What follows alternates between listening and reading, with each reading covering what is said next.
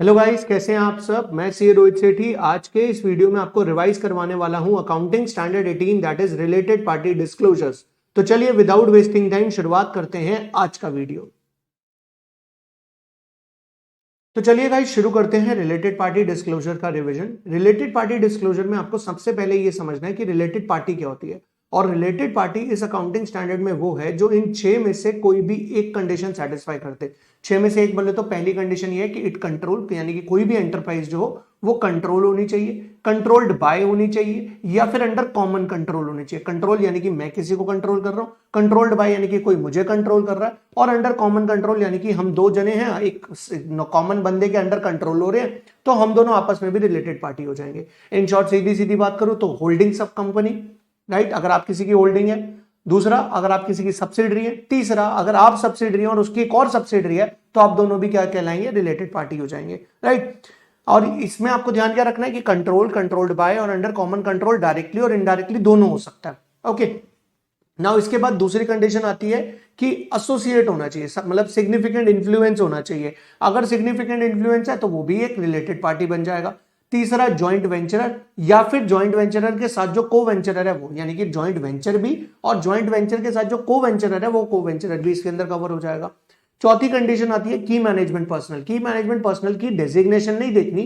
की management personal वो होगा जिसके पास पीडीसी की पावर होगी। पीडीसी बोले तो प्लानिंग, डायरेक्टिंग, कंट्रोलिंग। जिसके पास ये तीन पावर है, चाहे वो किसी भी डेजिग्नेशन पे बैठा, वो की मैनेजमेंट पर्सनल बन जाएगा। और उसके रिलेटिव्स भी। अब बात आती है रिलेटिव्स कौन होंगे। रिलेटिव्स में मदर फादर होंगे, डॉटर सन होंगे, ब्रदर सिस्टर होगी और स्पाउस होगा, राइट। उसके बाद आता है कोई भी इंडिविजुअल जिसके पास कंट्रोल है या सिग्निफिकेंट इन्फ्लुएंस है। कंट्रोल बोले तो 50% से ज्यादा से शेयर है, या फिर सिग्निफिकेंट इन्फ्लुएंस है यानी कि 20% से ज्यादा शेयर है, राइट। अब ये जो कंडीशन नंबर 4 और 5 यानी कि की मैनेजमेंट पर्सनल और इंडिविजुअल की बात करी है, इन दोनों के अंदर अगर कोई कॉमन बंदा है, यानी कि अगर लेट्स से मेरा कंट्रोल ए पे भी है, बी पे भी है, तो ए और बी जो है वो आपस में भी क्या हो जाएंगे, रिलेटेड पार्टी हो जाएंगे। तो ये 6 कंडीशन में से अगर कोई एक भी कंडीशन सेटिस्फाई कर देगा तो वो बन जाएगा रिलेटेड पार्टी।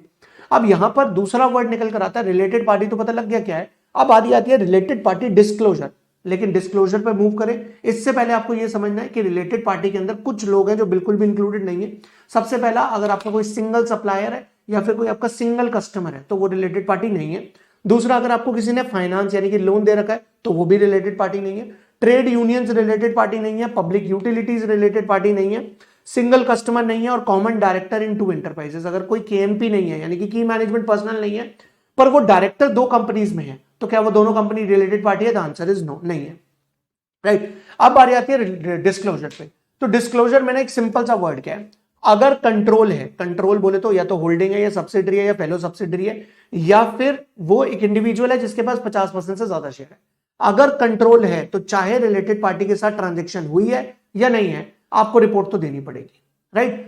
और अगर कंट्रोल नहीं है, किसी और वजह से रिलेटेड पार्टी है, तो उस केस में आपको रिपोर्ट तभी देनी है जब आपके साथ कोई ट्रांजैक्शन होगी। सिंपल सी बात है। तो अगर कंट्रोल है तो आपको ट्रांजैक्शन देनी, रिपोर्ट देनी ही पड़ेगी, चाहे ट्रांजैक्शन हुई है या नहीं हुई। और अगर कंट्रोल नहीं है तो उस केस में आपको ट्रांजैक्शन नहीं होने पर रिपोर्ट नहीं देनी, ट्रांजैक्शन होने पर ही रिपोर्ट देनी है। अब बात आती है रिपोर्ट में क्या क्या लिखना है। रिपोर्ट में आपको सब कुछ लिखना है, जिसमें आप बताएंगे सबसे पहले कि नेम ऑफ रिलेटेड पार्टी क्या है, क्या नेचर है उसका, आपकी क्या ट्रांजैक्शन हुई है उसके साथ, कितनी ट्रांजैक्शन हुई है, वॉल्यूम क्या है ट्रांजैक्शन का, कोई बैड डेट्स या कोई पैसा डूब वूब तो नहीं गया, और अगर कोई डिस्क्लोजर मटेरियल है तो वो आपको देना पड़ेगा। इसका मतलब ये कि इंक्लूसिव लिस्ट है। इंक्लूसिव यानी कि इससे हटकर आप डिस्क्लोजर्स दे सकते हो, ये तो आपको देने ही पड़ेंगे, राइट। इसके बाद रिलेटेड पार्टी ट्रांजैक्शन क्या होती है, कोई भी हो सकती है रिलेटेड पार्टी ट्रांजैक्शन, चाहे कंसिडरेशन के साथ हुई है चाहे नॉन कंसिडरेशन के साथ हुई है। मतलब अगर आपने की मैनेजमेंट पर्सनल को रेम्यूनरेशन भी पे करी है ना, तो वो भी रिलेटेड पार्टी डिस्क्लोजर माना जाएगा, राइट। तो रिलेटेड पार्टी ट्रांजैक्शन का मतलब ये हो गया गुड सेल हो रहे हैं, गुड परचेज हो रहे हैं, सर्विस प्रोवाइड हो रही है, सर्विस आ रही है, आपने फाइनेंस लिया, आपने फाइनेंस दिया, आपने इंटरेस्ट लिया, आपने इंटरेस्ट दिया। कोई भी ट्रांजैक्शन अगर रिलेटेड पार्टीज के बीच में हुई है तो वो कहलाएगी रिलेटेड पार्टी ट्रांजैक्शन।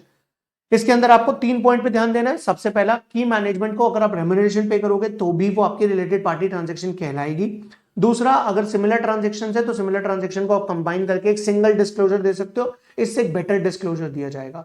तीसरा, जो मोस्ट इंपॉर्टेंट है, रिलेशनशिप एग्जिस्ट करता है या नहीं करता, ये बात हमने बैलेंस शीट डेट पे नहीं देखनी, पूरे साल में अगर एक भी दिन रिलेशनशिप एग्जिस्ट किया है और ट्रांजैक्शन हुई है तो आपको रिलेटेड पार्टी डिस्क्लोजर देना पड़ेगा। इस पूरे चैप्टर के अंदर आपको एक पॉइंट और समझना, और वो पॉइंट क्या है, वो पॉइंट है डिस्क्लोजर कन्फ्लिक्ट। अब डिस्क्लोजर कन्फ्लिक्ट क्या होता है? लेट्स से मेरे पास एचडीएफसी बैंक के 51% शेयर है, अब मैं कंट्रोल रखता हूं एचडीएफसी बैंक पर, तो मैं उसकी रिलेटेड पार्टी हो गया। अब मैंने एचडीएफसी बैंक में अपना बैंक अकाउंट भी खुलवा रखा है, अब क्या मेरे बैंक अकाउंट में जो पैसा आ रहा है जा रहा है, क्या वो एचडीएफसी बैंक को डिस्क्लोज करना पड़ेगा? द आंसर इज नो, क्योंकि बैंकिंग रेगुलेशन एक्ट इस बात को मना करता है।